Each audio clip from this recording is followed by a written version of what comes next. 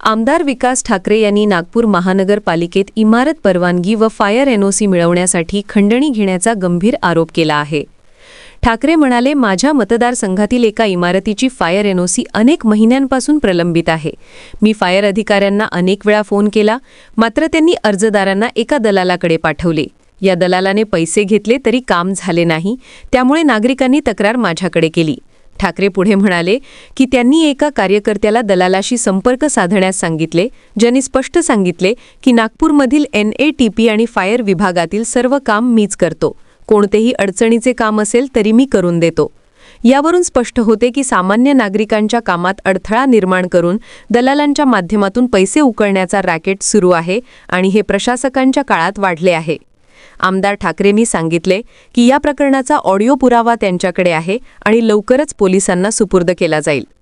त्यांनी मागणी केली की पोलिसांनी दलालाला तात्काळ अटक करावी आणि संबंधित अधिकाऱ्यांशी संगनमत कसं झालं, कोणकोणत्या प्रकरणात पैसे घेतले याचा तपशील सार्वजनिक करावा।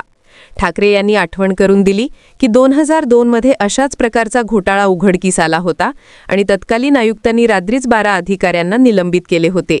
ठाकरे यांनी इशारा दिला की अधिकारी, कर्मचारी आणि दलाल यांच्यावर कठोर कारवाई न झाल्यास आम्ही रस्त्यावर उतरू। त्यांनी प्रशासकावर थेट टीका करत म्हटले आहे की जर प्रशासकाला याची माहिती नसेल तर हे प्रशासनावर नियंत्रण हरवल्याचे द्योतक आहे। गेल्या 3 वर्षात नागपूर महानगरपालिकेत नागरिकांच्या कामांसाठी दलालांचा बाजार उभा राहिला आहे। या आरोपांमुळे टाउन प्लॅनिंग व फायर विभागात खळबळ उडाली असून आमदार ठाकरे यांनी प्रकरणाची सखोल चौकशी करण्याची मागणी केली आहे।